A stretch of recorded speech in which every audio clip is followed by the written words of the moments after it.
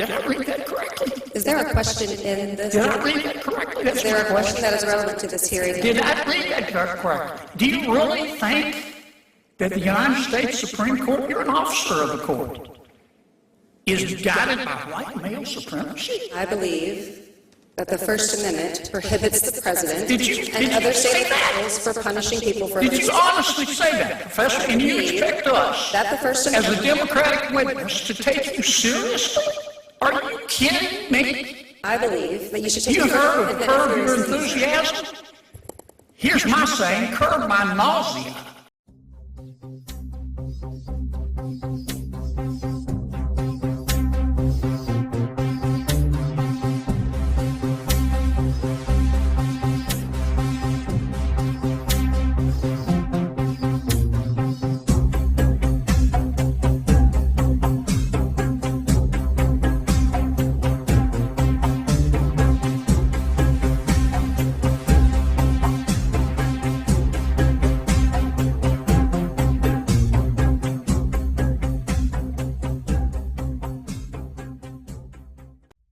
It's October 2025. Now this video is inspired by not any one particular source of inspiration, perhaps several, many, I don't know. But it really has to do with how this civilization, I'm going to focus on the western part of civilization, is imploding. Now over the years I've talked about, for example, how liberalism has infected even the most conservative minds and they can't even see it. And there's a skew in perceptions and reality that when you step back and you're watching this play out, you're like, this is crazy. It just really seems like at this point in history, which is the day after yesterday, everything is just going insane. Now I've talked again about the cycles of civilization and the patterns within, and these patterns allow people to foresee what's going to happen, and as a descriptive make predictions, not like a crystal ball prediction or anything, but to be able to determine, well, what's going to be coming next. And this is key. It's not false hope.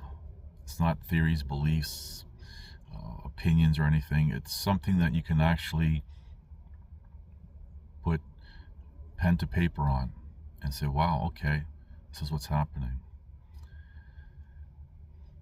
But we really see how, for example, in the West, how they become the snake that eats its own tail, devouring itself, attacking their own, attacking everything.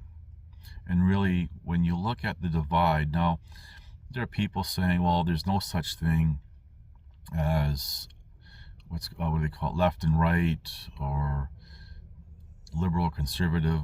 In the States would be Democratic or Republican. There's no such thing, but there is, because certain types of people are drawn towards one side or the other. Now both sides are skewed now, and I've mentioned this in previous videos, how the psychosis, for example, of conservative types has become just as bad as liberal types. And I'm going to just pause here for a moment, because if you can kind of stay somewhere dead center of both and then step back and look at everything perhaps yourself from a third-party perspective, you can really see what I'm talking about. Now, most people can't do this, but whatever. But certain people are drawn towards one side or the other through, for example, just how they're genetically programmed to think, how they've been socially engineered to think. And I'm going to use an example loosely, just try to really drive this point home. How people will dress. You have on one side how some people will dress a certain way, and on the other side you would have them dressing in a different way. Just trying to think of an example, word crafting here, not to offend and whatever. I really don't care about offending. I'm old school. That's why above me says old school. So you have, for example, more clownish type of clothing as opposed to more traditional type of clothing, which, for example, how I'm dressed right now in this video, to me this is just casual attire. So there are people who are drawn to one side or the other. One side, either side, doesn't matter, will attack the other, but now they're attacking each other from within. We see this more with liberal types now attacking themselves, and we're starting to see the symptoms of this as a descriptive of the conservative types. They're doing the same thing. But when you look back, for example, through the patterns and how we got to today, you can really see, for example, how there are individuals who are more ambitious than others, who have, for example, serious psychological issues, whether it be trauma or anything else. It doesn't matter. Who cares? And they're obtaining these various positions of authority, for example, being university professors or college professors, and they're interjecting into young minds that are still developing. Keep in mind, the human brain does not stop developing until the late 20s. And they're injecting their poison, their toxin ideologies into these minds, and it gets amplified each time that happens. And each individual who gets poisoned with these things will manifest within their own thoughts. And what we see today, everything is completely out of control. We have, as a descriptive, anarchy. It's just craziness. And this is a type of thing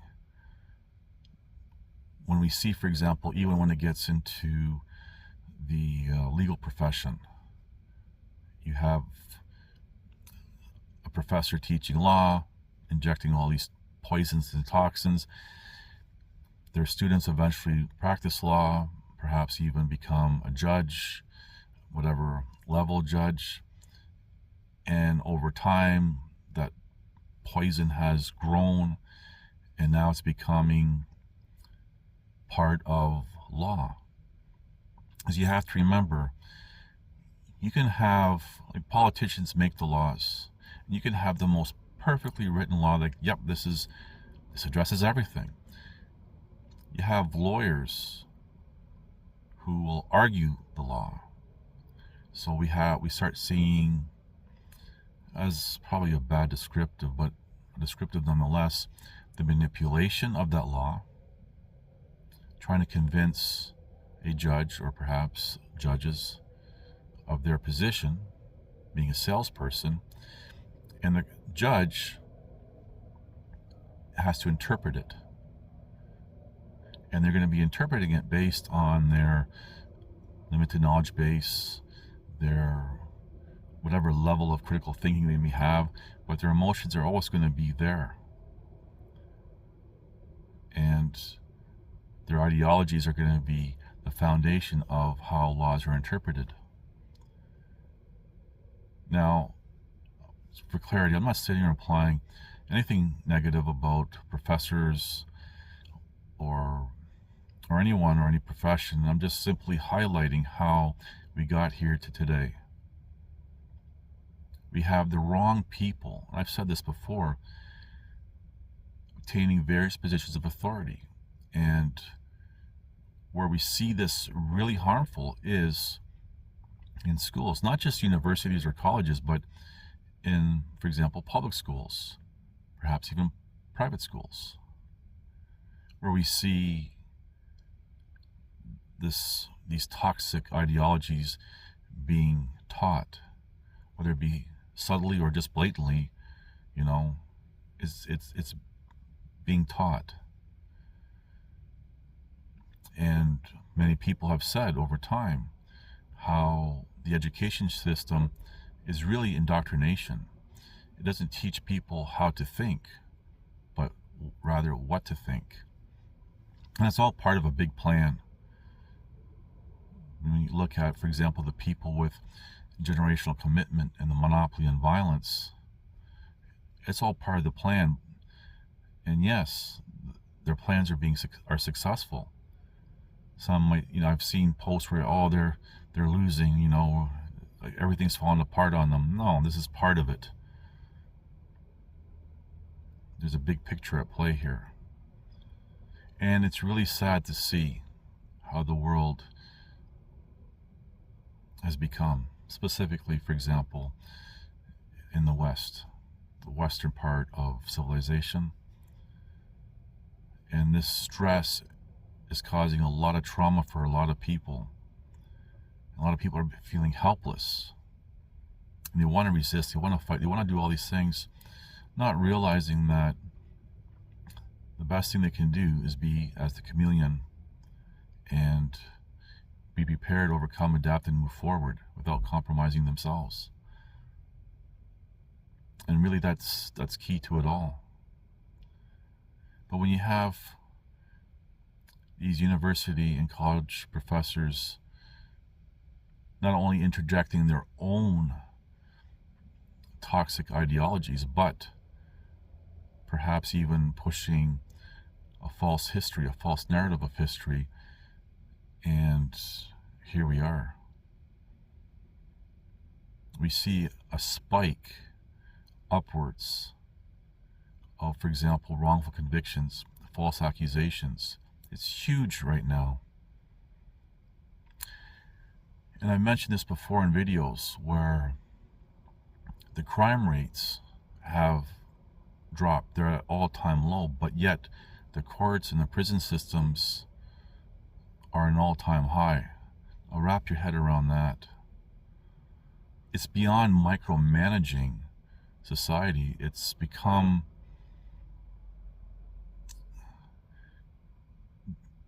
going after, as in layman's terms, made up crimes.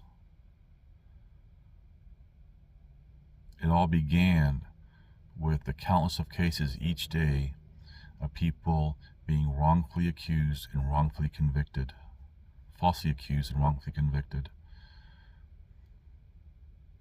And no one stepped up. No one steps up to this day. People are more interested in trying to deal with the symptoms than the cause.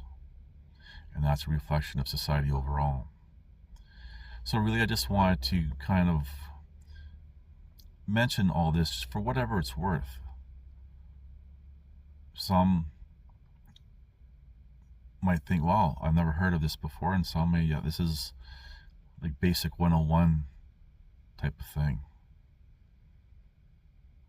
But my objective is just to make you think. Thank you for watching. Please like, subscribe, comment, and share. People have tried to make my life a living hell. They've tried to make sure that I can't make a living. They've tried to make sure that I can't live.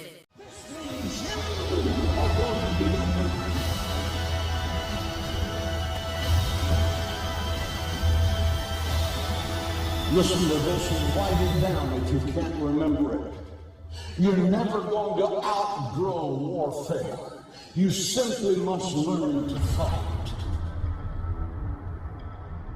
I hear people saying to me, oh, when is it going to get easier? When you die.